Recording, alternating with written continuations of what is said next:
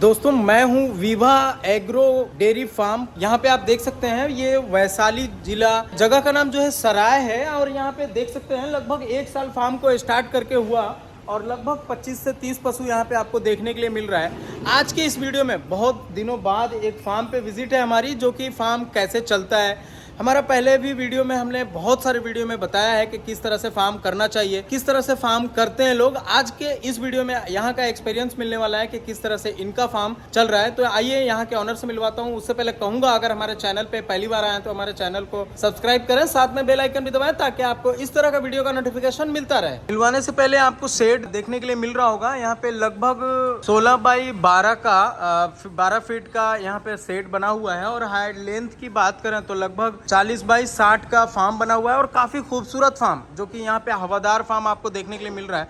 काफी बढ़िया फार्म के मामले में देखा जाए तो काफी बढ़िया फार्म बनाया गया है। और हर एक चीज़ की व्यवस्था, जैसे कि गाय के पास पानी 24 घंटा यानी कि खाने के बाद पानी की सुविधा होना चाहिए, तो इन्होंने खिलाने के बाद यहाँ पे पानी डाल रखा है ताकि इनकी गाय कभी भी इनको प्यास लगे तो आराम से पानी पी सके। तो आइए मैं मिलवाता हूँ यहाँ के ऑनर साहब से और पूरी जानकारी लेते हैं कि फार्म को कैसे मैनेज कर रहे हैं। सर स्वागत है हमारे दोनों का, यानी कि आपका अंकल जी और आपका भाई साहब दोनों का स्वागत है। कैसे हैं आप लोग? हम लोग अच्छे। बढ़िया। सबसे पहले अंकल जी आपका नाम जानना चाहूँगा मैं। मेरा नाम उपेंद्र कुमार सिंह हुआ। उपेंद्र कुमार सिंह। सर आपका? मेरा नाम कृष्णेंद्र प्रताप सिंह है। ओके। अंकल जी अपने बारे में बताइए, अपने लाइफ के बारे में थोड़ा बताइए ताकि लोगों को भी एक ऐसा मैसेज जाना चाहिए कि पहले क्या थे और आज फार्मिंग कर रहे हैं। मैं भारतीय स्टेट बैंक में कार्यरत था। ओके। शाखा प्रबंधक से मैं रिटायर किया हूँ। ओके। क्योंकि मेरी बैकग्राउंड जो है सो बीएससी एग्रीकल्चर की है। हाँ। इसलिए हमारी डेयरी में इंटरेस्ट था। ओके। और आफ्टर रिटायरमेंट मैंने इसको शुरू किया। ओके। मतलब डेयरी में आपका मतलब पहले से इच्छा था कि डेयरी फार्मिंग करनी है, इस वजह से आपने डेयरी फार्मिंग को चुना। और कहीं से ट्रेनिंग तो नहीं ली होगी अंकल जी आपने? ट्रेनिंग नहीं ली है। लेकिन ये बिजनेस जो है ना इतना आसान भी नहीं है। हम लगभग 5 साल से इस बिजनेस के अंदर आए हैं, चाहे वीडियो बनाना हो या डेयरी फार्मिंग हो। लगभग 2 साल से फार्मिंग कर रहा हूँ और 5 साल से वीडियो कर रहा हूँ। लेकिन जब से 2 साल से फार्मिंग कर रहा हूँ तब मुझे एहसास हो रहा है कि इतना आसान भी नहीं है। तो 1 साल का आपका एक्सपीरियंस है, क्या कहना चाहेंगे इसमें? मेरे एक्सपीरियंस से तो सब चीज़ सही है, क्योंकि आपका गाइडलाइन और प्रशांत जी का एडमिन वाले का जी लोगों का गाइडलाइन बहुत महत्व रखता है। और इन्हीं लोग के 2 गाइडलाइन से जो भी डिफिकल्टी में हम पड़े तो कुछ के आगे बढ़े। और चूँकि मैं खुद कृषि स्नातक हूँ तो थोड़ी बहुत तो किताबी नॉलेज है ही मेरे पास, प्रैक्टिकल नॉलेज नहीं। ओके। तो कैसा लग रहा है ये बिजनेस? ये अच्छा लग रहा है। अच्छा लग रहा है, बिल्कुल। ओके, तो थोड़ा भाई साहब आप अपने बारे में बताएं। मैं बेसिकली मैरीन इंजीनियर हूँ। हाँ। और मैं अभी as a present second engineer sail कर रहा हूँ। चीफ इंजीनियर का लाइसेंस है मेरे पास। ओके। और मेरे पिताजी को बहुत इच्छा था, क्योंकि ये बैंक में भी थे तो फील्ड ऑफिसर थे। ओके। और रिटायरमेंट के बाद इनका बहुत मन था। और मेरा सेकेंड ब्रदर जो कि IT इंजीनियर है, उसका भी काफ़ी मन था कि डेयरी फार्मिंग करना है। ओके। और कोरोना में भी उसने यही उदाहरण दिया कि सब चीज़ ख़त्म हो गया, मगर जो लोग फूड से रिलेटेड है वो ख़त्म नहीं होगा। बिल्कुल, क्योंकि आम लोगों को पर डे का चीज़ चाहिए। और तीसरा चीज़ था कि हम लोग पटना में शुरू से रहे और हम लोग ने कभी शुद्ध दूध खाया नहीं। ओके। तो हमारे पिताजी का ये भी एम था कि हम कम से कम एडल्ट्रेशन नहीं करेंगे। जो करना है हम शुद्ध दूध पहुंचाएंगे अपने कस्टमर को। ओके। जिसके कारण हम लोग पिछले साल इसको चालू किए 4 गाय से। अभी आप देख रहे हैं कि 14 एडल्ट, 5 बछड़ी, 3 बछड़ा और 1 बुल है हमारे पास। ओके। मैनेज करना सर इसको आसान नहीं है। आप तो छुट्टी में आए हुए हैं अभी, अंकल जी रिटायरमेंट के बाद मैनेज कर रहे हैं। लेकिन देखिए, जहाँ तक मैं देख रहा हूँ फार्मिंग लाइन को, जब तक कि आपको एक डॉक्टरी लाइन का, वेटनरी डॉक्टरी लाइन का जब तक कि आपको इसकी मालूमात ना हो, चाहे गाय की परख ना हो जाए, ऐसा कह सकता हूँ मैं, तब तक कहीं ना कहीं आपका कुछ ना कुछ लॉस होते रहता है। हाँ, लॉस में ही अभी हम लोग हैं।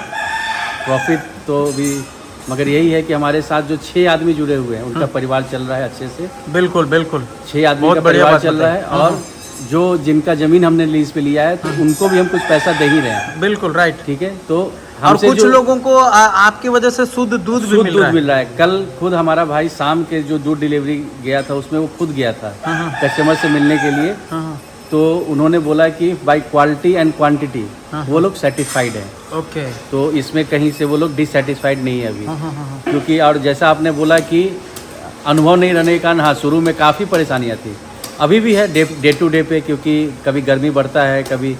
और जहाँ तक आप बोले मेडिसिन का, तो मेडिसिन का शुरू में हम लोग काफ़ी डिपेंडेंट थे थर्ड पर्सन पे। थर्ड पर्सन यहाँ वेटनरी डॉक्टर मिलते नहीं है, एक तरह से कंपाउंडर क्वैत बोलते हैं, वो लोग थे जो कि मतलब अब ये कुछ बोल नहीं सकता है, तो ये अपना ही इलाज कर रहे हैं।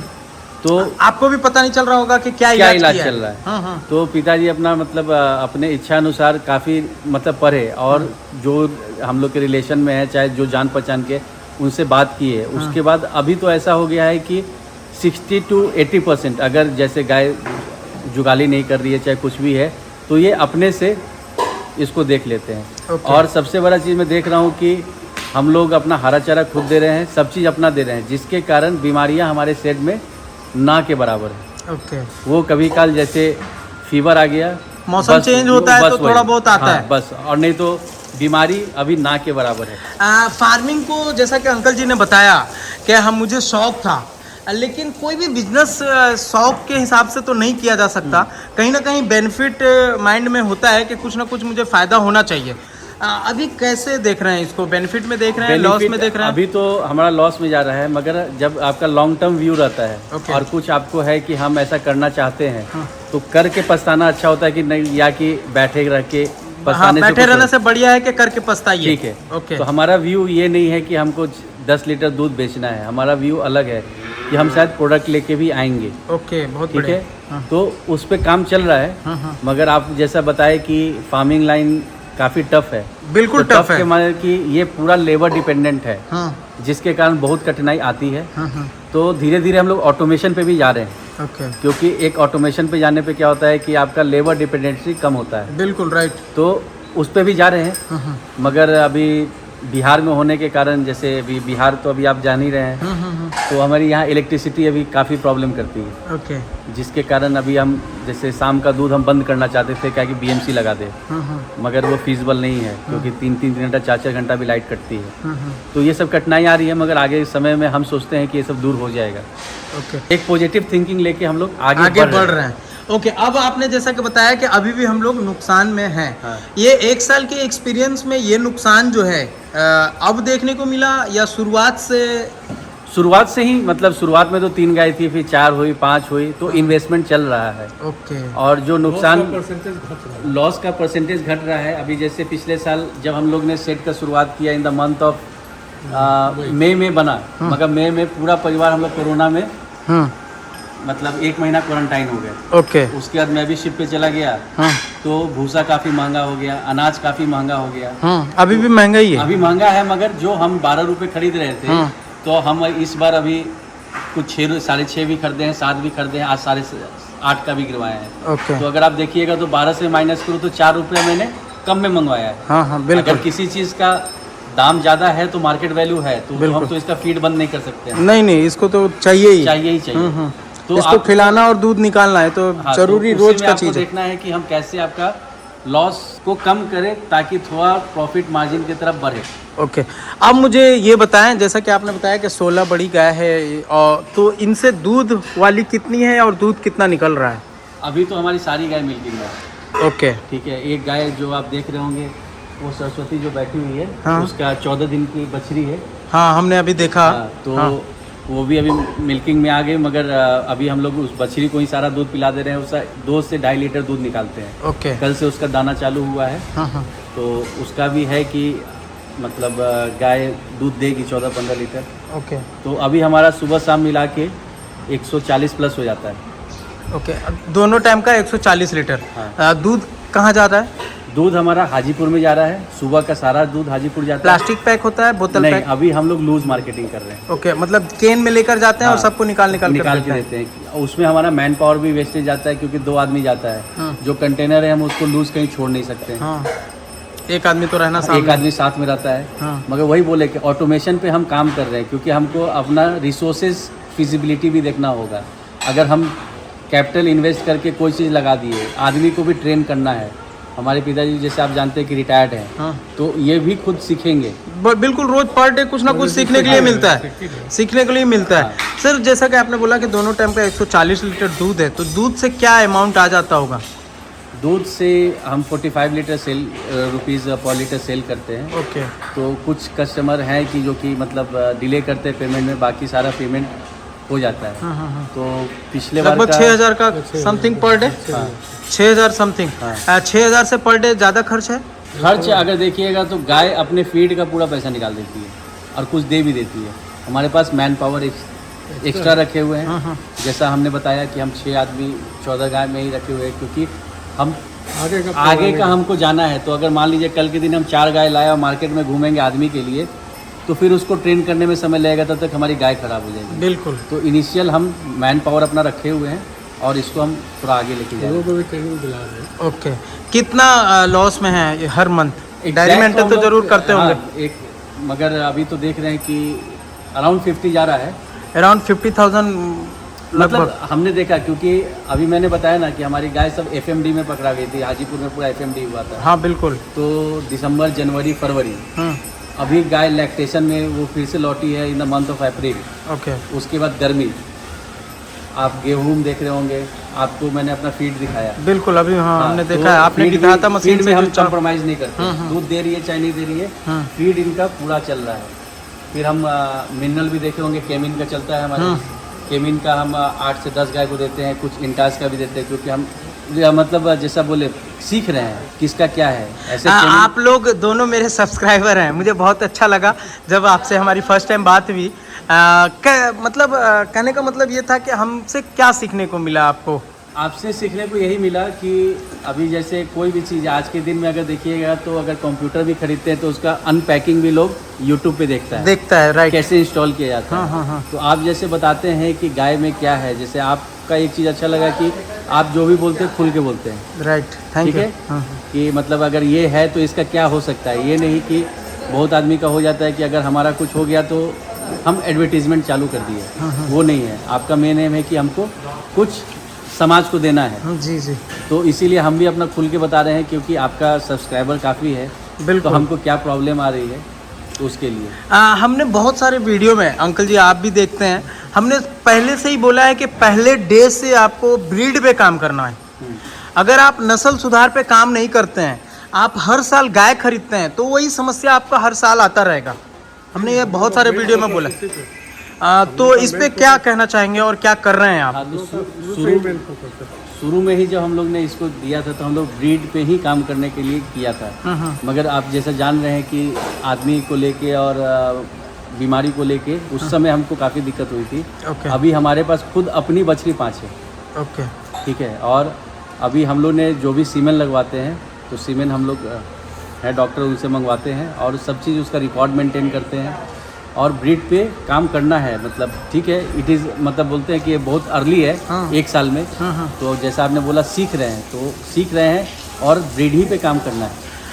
आपने जैसा कि ये भी बताया कि मुझे लगभग 50,000 का मंथली लॉस है। ऐसा टोटल मतलब शुरू में 2-3 महीना तो अनप्रोडक्टिव रहा, वो भी तो खर्चा हम जोड़ेंगे। तो वो सब लेके अभी तक हम लोग को लग रहा है कि 50 है, लेकिन एट प्रेजेंट 20 to 25 जा रहा है। अभी का लगभग 25,000 महीने का लॉस में जा रहा है। 25 से कम ही जा रहा है। 20,000, 10,000 मान लिया जाए, 5,000 या 10,000। कोई भी बिजनेस करता है आदमी तो बेनिफिट के लिए करता है, घर से लॉस करने के लिए नहीं। लेकिन आपको क्या ऐसा लग रहा है कि कितना दिन मुझे ये दिन देखना पड़ेगा? देखिए, कोई भी बिजनेस जब आप डालते हैं और वो आपका फैमिली बिजनेस नहीं है, तो आप मान के चलिए कि आपको करीब 1 से 1.5 साल उसमें रिसर्च और इन्वेस्टमेंट करना होगा। डे 1 से आपको रिटर्न नहीं मिलेगा। हम किराना का दुकान नहीं किए हैं, राइट, जो कि 20% मार्जिन पे हम सेल कर रहे हैं। ठीक है। हमारे कुछ कस्टमर जो डिससेटिस्फाई होते हैं तो उनको हमको बताना ही पड़ता है कि आप क्यों डिससेटिस्फाई। क्योंकि अगर हमारा गाय, जैसे अभी गर्मी में आप देखे होंगे 4-5 दिन पहले काफ़ी हीट वेव था, तो उसमें दूध काफ़ी कम हो रहा था। तो ऐसा नहीं कि हमको वो दूध बनाना है और हम उसमें एडल्ट्रेशन करें, वो नहीं करना है।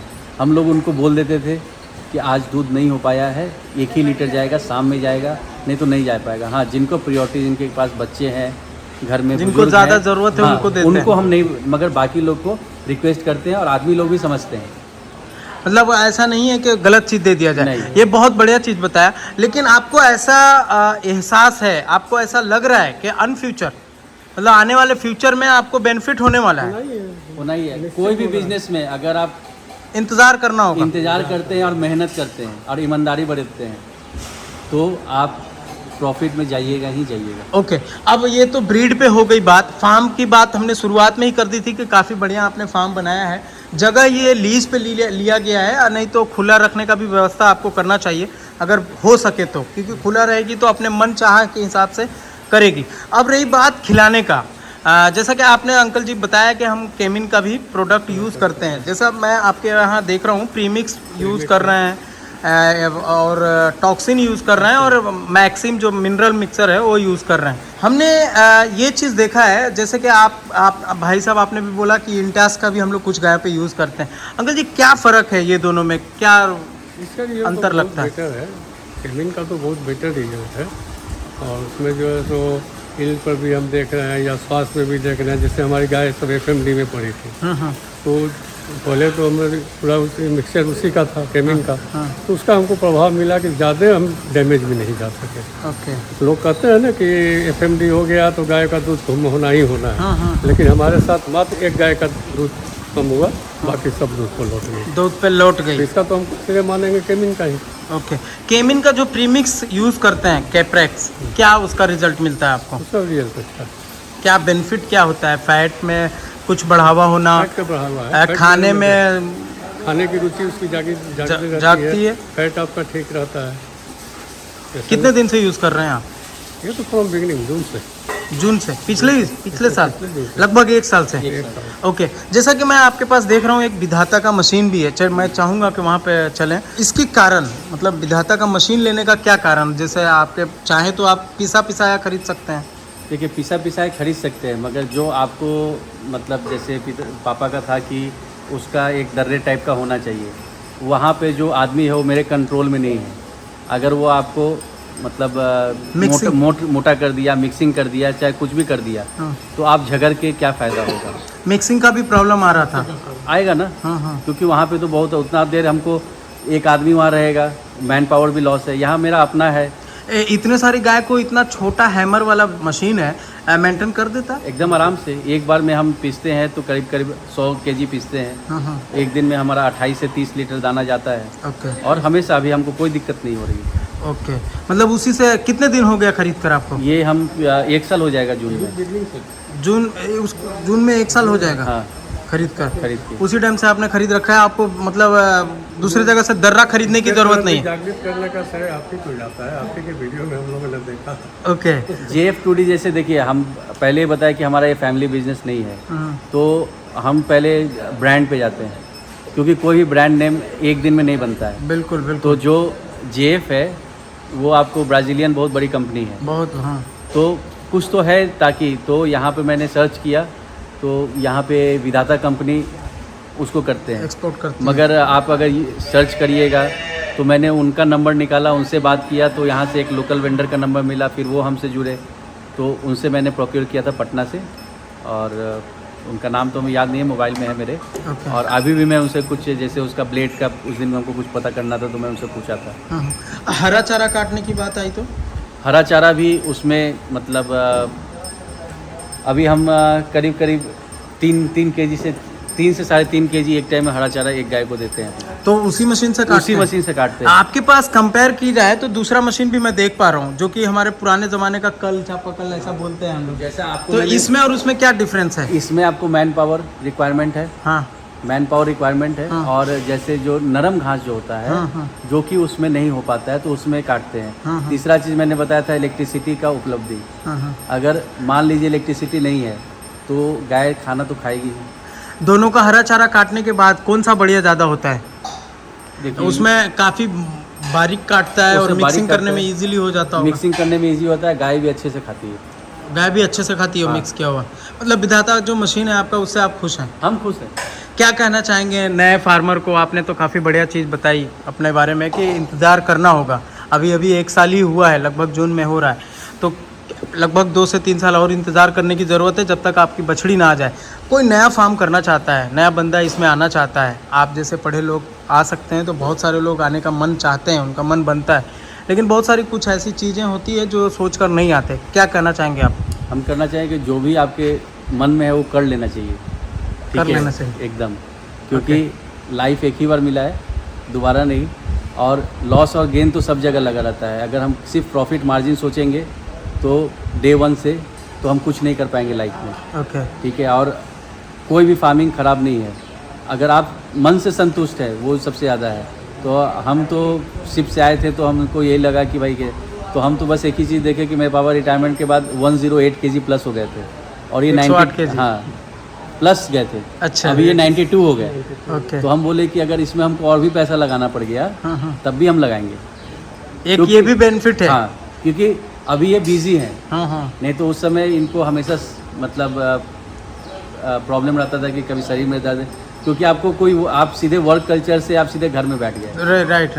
हाँ। और- ये एक बेनिफिट होता है कि आप इनके यहाँ माइंड में थोड़ा सा टेंशन भी रहता है, कौन सी गाय खाई नहीं खाई, थोड़ा सा आदमी नहीं कर रहा है तो खुद से इंटरेस्ट जगता है तो अच्छा लगता है यहाँ फार्मिंग लाइन में। सबसे बड़ी चीज़ है कि हम लोग जो हिंदू में जो है गौ सेवा, गौ सेवा भी हो रहा है। बिल्कुल। क्या और क्या कहना चाहेंगे अगर कोई नया फार्म करना चाहता है तो? नया फार्म करेंगे तो वही कहेंगे कि अपना पैसेंस रखें हाँ। और धीरे धीरे शुरुआत करें और अपना मन आगे से बढ़े। करें।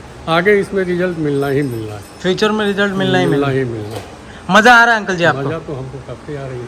काफ़ी बढ़िया लगता है। नहीं, आज के माइंड के जैसे आप बैंक से रिटायर हैं, लेकिन अगर हम पुराने ज़माने के लोग जैसे हमारे गांव के एरिया का अगर किसी बुज़ुर्ग से पूछा जाए कि फार्मिंग करना कैसा है तो अपने बच्चे को फार्म में नहीं लाते हैं। आप लोग पढ़े लिखे लोग हैं और फार्मिंग करने के लिए इतना इंटरेस्टेड हैं, बहुत सारे लोग हैं, आप जैसे बहुत सारे लोग कर भी रहे हैं, लेकिन जो गाँव से हैं उनका मन नहीं जागता है, अपने बच्चों को नहीं आने देते हैं इसमें। क्योंकि एक इंग्लिश से प्रोवर्ब है, grass is always greener on other side. वही उनको लग रहा है कि वहाँ पे अगर आप देखिएगा कहीं भी आप जॉब कर रहे हैं तो अभी हमारे प्रधानमंत्री बोले हैं कि आप मतलब जॉब देने वाला बनिए, जॉब सीकर मत बनिए। बिल्कुल राइट। ठीक है, और इसमें तो हम कहीं नहीं देख रहे हैं कि हमको कुछ घाटा है।